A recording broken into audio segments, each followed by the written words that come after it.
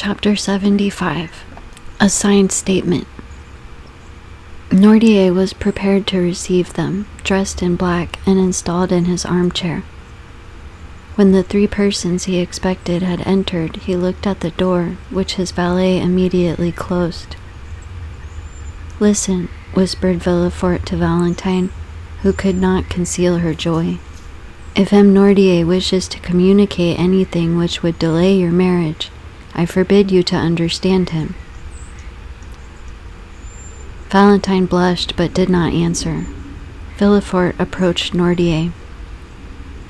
"Here is M. Franz Dipney," said he. "You requested to see him. We have all wished for this interview, and I trust it will convince you how ill-formed are your objections to Valentine's marriage." Nordier answered only by a look which made Villefort's blood run cold. He motioned to Valentine to approach. In a moment, thanks to her habit of conversing with her grandfather, she understood that he asked for a key. Then his eye was fixed on the drawer of a small chest between the windows. She opened the drawer and found a key, and understanding that this was what he wanted, again watched his eyes, which turned toward an old secretary, which had been neglected for many years and was supposed to contain nothing but useless documents.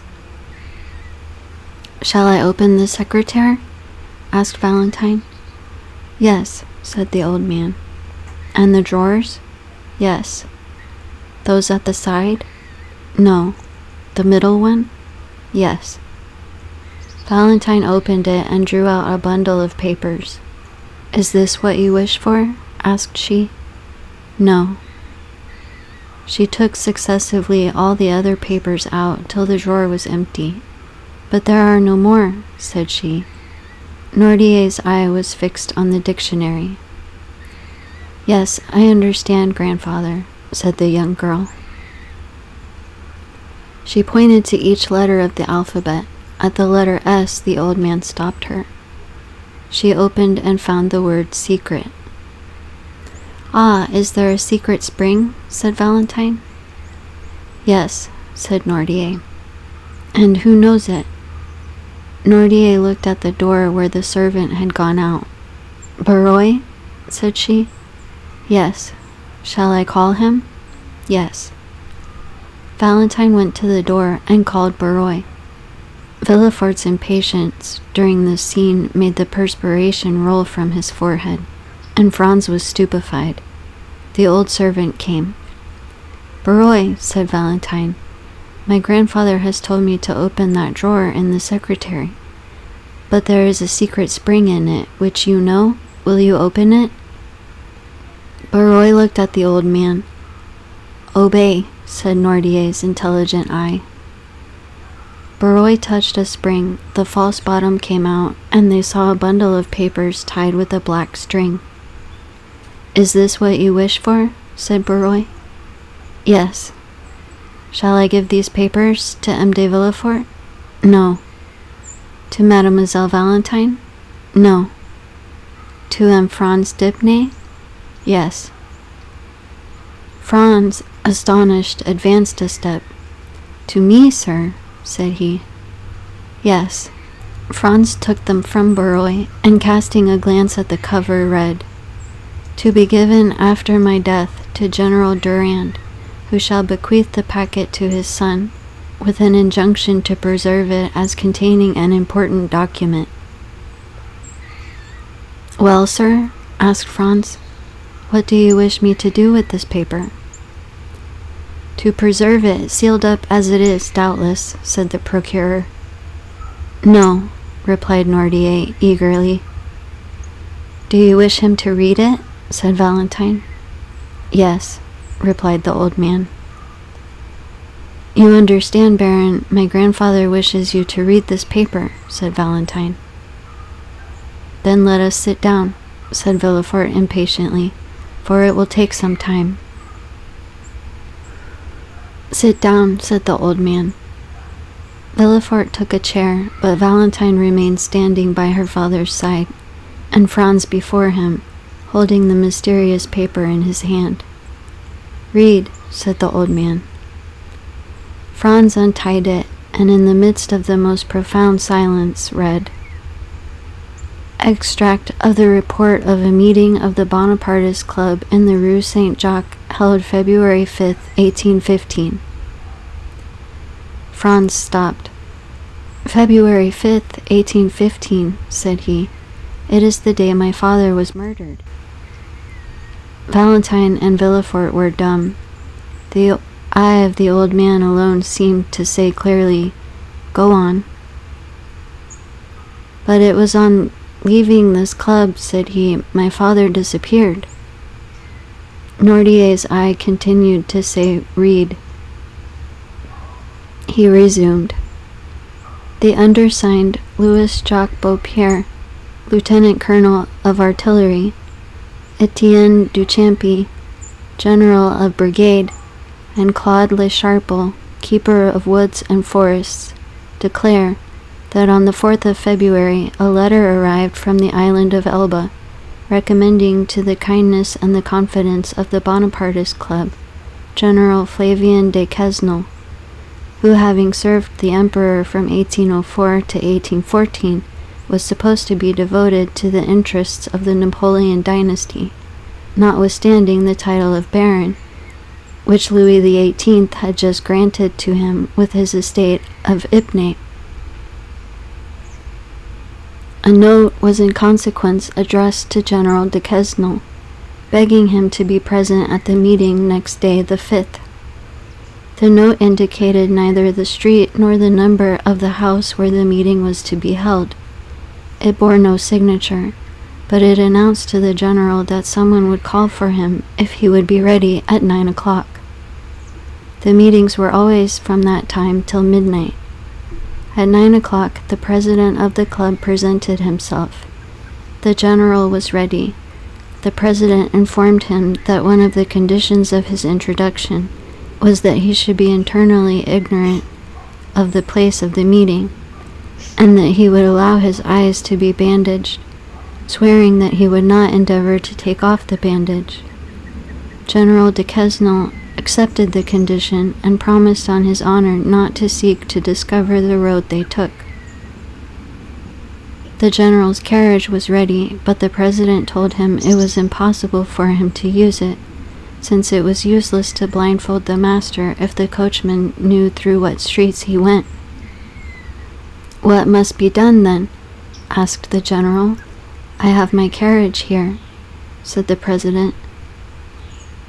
"Have you then so much confidence in your servant that you can entrust him with a secret you will not allow me to know?" "Our coachman is a member of the club," said the president. "We shall be driven by a state councillor." "Then we run another risk," said the general, laughing, "that of being upset. We insert this joke to prove that the general was not in the least compelled to attend the meeting, but that he came willingly." When they were seated in the carriage, the president reminded the general of his promise to allow his eyes to be bandaged, to which he made no opposition. On the road, the president thought he saw the general make an attempt to remove the handkerchief, and reminded him of his oath. "Sure enough," said the general. The carriage stopped at an alley leading out of the Rue Saint-Jacques. The general alighted, leaning on the arm of the president, of whose dignity he was not aware, considering him simply as a member of the club. They went through the alley, mounted a flight of stairs, and entered the assembly room. The deliberations had already begun. The members, apprised of the sort of presentation which was to be made that evening, were all in attendance. When in the middle of the room the general was invited to remove his bandage, he did so immediately, and was surprised to see so many well-known faces in a society of whose existence he had till then been ignorant. They questioned him as to his sentiments, but he contented himself with answering that the letters from the island of Elba ought to have informed them.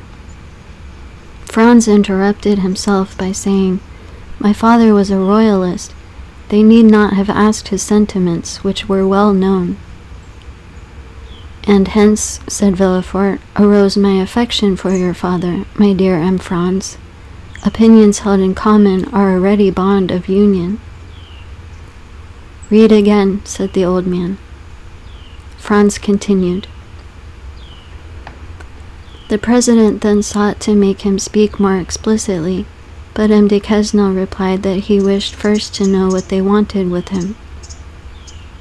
He was then informed of the contents of the letter from the island of Elba, in which he was recommended to the club as a man who would be likely to advance the interests of their party. One paragraph spoke of the return of Bonaparte, and promised another letter and further details on the arrival of the Pharaon, belonging to the shipbuilder Morel of Marseille, whose captain was entirely devoted to the emperor. During all this time, the general, on whom they thought to have relied on as a brother, manifested evidently signs of discontent and repugnance. When the reading was finished, he remained silent with knitted brows. "Well," asked the president, "what do you say to this letter, General?" "I say that it is too soon after declaring myself for Louis XVIII to break my vow in behalf of the ex-emperor." This answer was too clear to permit any mistake as to his sentiments. "General," said the president, "we acknowledge no King Louis XVIII, or an ex-emperor, but His Majesty the Emperor and King, driven from France, which is his kingdom, by violence and treason." "Excuse me, gentlemen," said the general. "You may not acknowledge Louis XVIII, but I do, as he has made me a baron and a field marshal, and I shall never forget that for these two titles I am indebted to his happy return to France."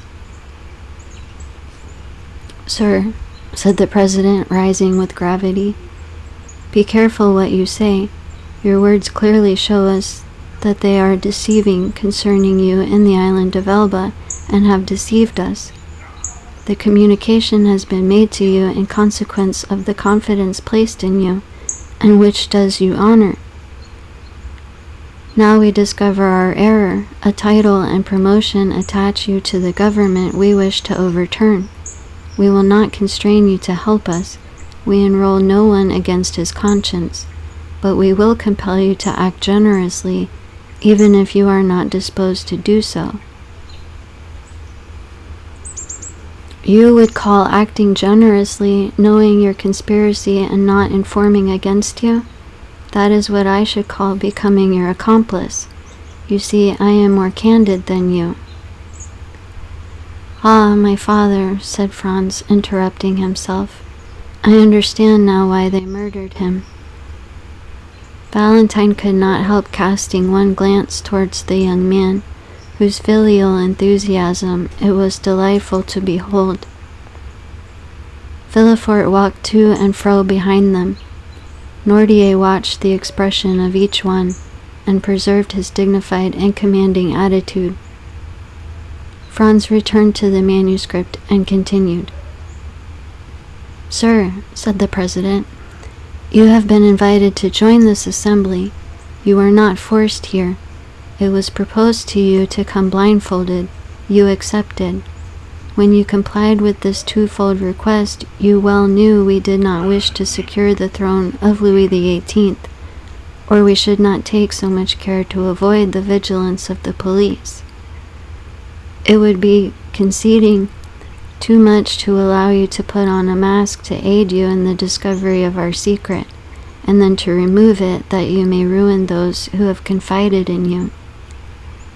No, you must first say if you declare yourself for the king of a day who now reigns, or for His Majesty the Emperor."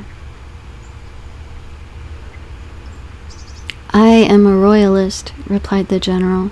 "I have taken the oath of allegiance to Louis XVIII, and I will adhere to it." These words were followed by a general murmur, and it was evident that several of the members were discussing the propriety of making the general repent of his rashness. The president again arose and, having imposed silence, said, "Sir, you are too serious and too sensible a man not to understand the consequences of our present situation, and your candor has already dictated to us the conditions which remain for us to offer you." The general, putting his hand on his sword, exclaimed, "If you talk of honor, do not begin by disavowing its laws, and impose nothing by violence." "And you, sir," continued the president, with a calmness still more terrible than the general's anger, "I advise you not to touch your sword."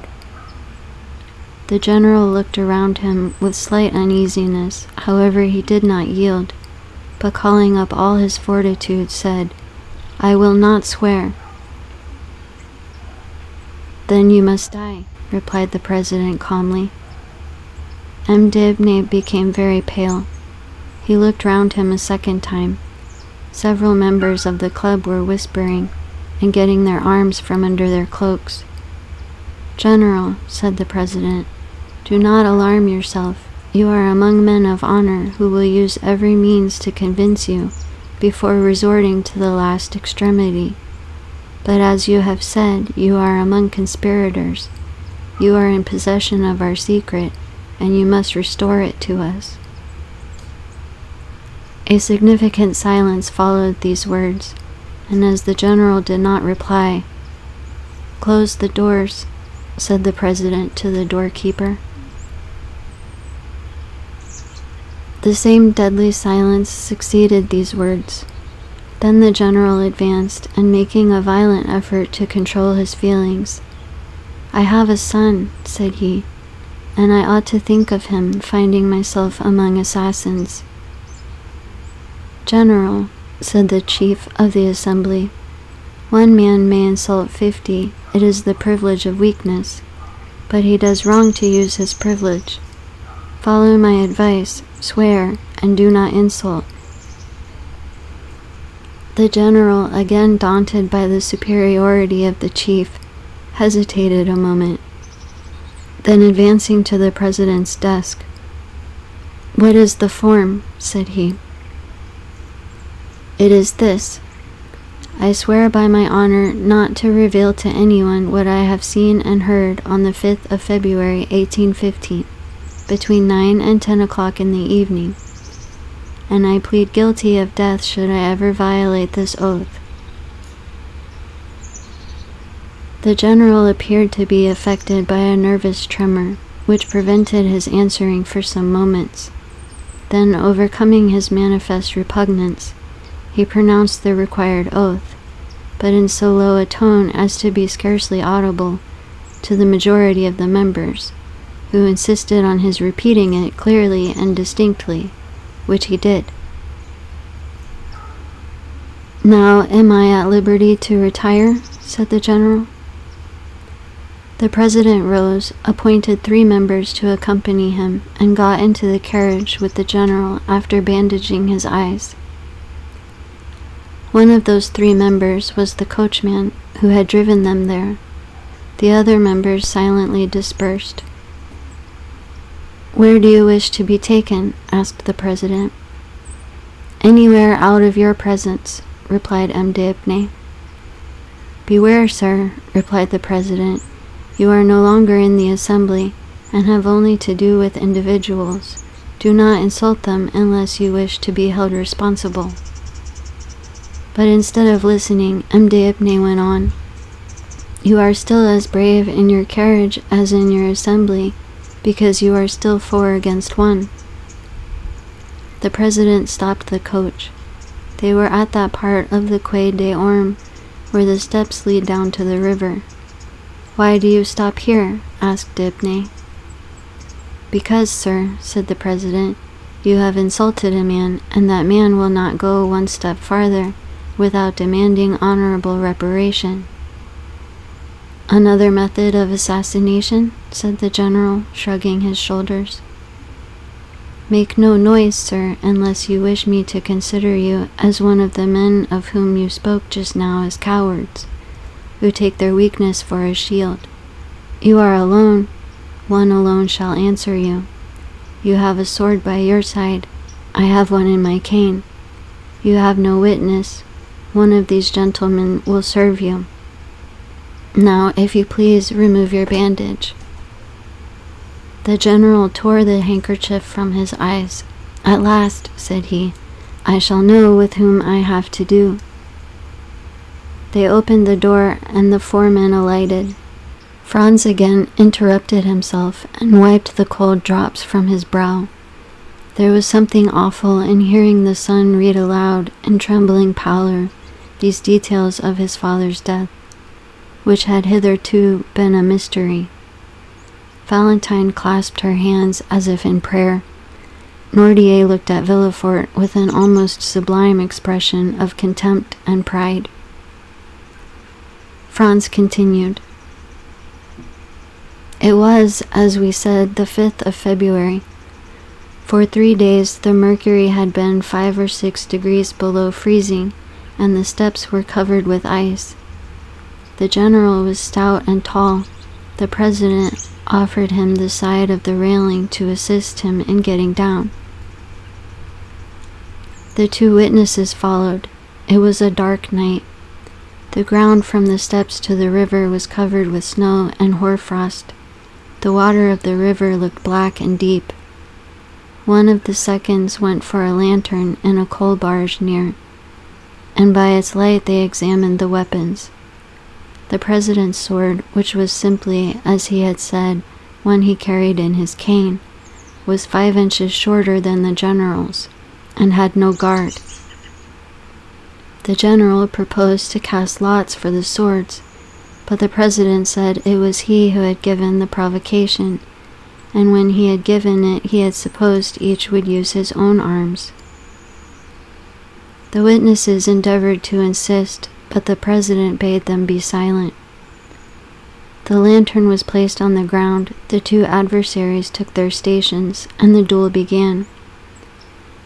The light made their 2 swords appear like flashes of lightning.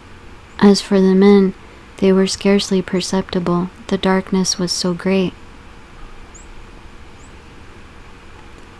General Dibnay passed for one of the best swordsmen in the army, but he was pressed so closely in the onset that he missed his aim and fell. The witnesses thought he was dead, but his adversary, who knew he had not struck him, offered him the assistance of his hand to rise. The circumstance irritated instead of calming the general, and he rushed on his adversary. But his opponent did not allow his guard to be broken. He received him on his sword, and 3 times the general drew back on finding himself too closely engaged, and then returned to the charge. At the 3rd he fell again. They thought he slipped, as at first, and the witnesses, seeing he did not move, approached and endeavored to raise him, but the one who passed his arm around the body found it was moistened with blood. The general, who had almost fainted, revived. Ah, said he, they have sent some fencing master to fight with me. The president, without answering, approached the witness, who held the lantern, and raising his sleeve showed him 2 wounds he had received in his arm. Then opening his coat and unbuttoning his waistcoat, displayed his side, pierced with the 3rd wound. Still he had not even uttered a sigh. General Dibnay died 5 minutes after. Franz read these last words in a voice so choked that they were hardly audible, and then stopped, passing his hand over his eyes as if to dispel a cloud, but after a moment's silence he continued.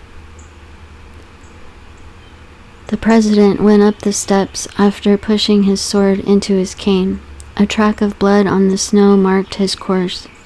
He had scarcely arrived at the top when he heard a heavy splash in the water. It was the general's body, which the witnesses had just thrown into the river after ascertaining that he was dead. The general fell then in a loyal duel, and not in ambush as it might have been reported. In proof of this, we have signed this paper to establish the truth of the facts, lest the moment should arrive when either of the actors in this terrible scene should be accused of premeditated murder or of infringement of the laws of honor. Signed, Beaupierre, Deschamps, and Le Charpel. When Franz had finished reading this account so dreadful for his son, when Valentine, pale with emotion, had wiped away a tear, when Villefort, trembling and crouched in a corner, had endeavored to lessen the storm by supplicating glances at the implacable old man, "Sir," said D'Aubigny to Noirtier, "since you are well acquainted with all these details, which are attested by honorable signatures, since you appear to take some interest in me, although you have only manifested it hitherto by causing me sorrow, refuse me not one final satisfaction. Tell me the name of the president of the club, that I may at least know who killed my father." Villefort mechanically felt for the handle of the door. Valentine, who understood sooner than anyone her grandfather's answer, and who had often seen 2 scars upon his right arm, drew back a few steps. "Mademoiselle," said Franz, turning towards Valentine, "unite your efforts with mine to find out the name of the man who made me an orphan at 2 years of age." Valentine remained dumb and motionless. "Hold, sir," said Villefort. "Do not prolong this dreadful scene. The names have been purposely concealed. My father himself does not know who this president was, and if he knows, he cannot tell you. Proper names are not in the dictionary." "Oh, misery!" cried Franz. "The only hope which sustained me and enabled me to read to the end was that of knowing at least the name of him who killed my father. Sir, sir," cried he, turning to Noirtier, "do what you can, make me understand in some way." "Yes," replied Noirtier. "Oh, mademoiselle, mademoiselle," cried Franz, "your grandfather says he can indicate the person. Help me, lend me your assistance." Noirtier looked at the dictionary. Franz took it with a nervous trembling and repeated the letters of the alphabet successively until he came to M. At that letter, the old man signified yes. "M," repeated Franz. The young man's finger glided over the words, but at each one Noirtier answered by a negative sign. Valentine hid her head between her hands. At length, Franz arrived at the word myself. "Yes." "You," cried Franz, whose hair stood on end. "You, M. Noirtier. You killed my father." "Yes," replied Noirtier, fixing a majestic look on the young man. Franz fell powerless on a chair. Villefort opened the door and escaped, for the idea had entered his mind to stifle the little remaining life in the heart of this terrible old man.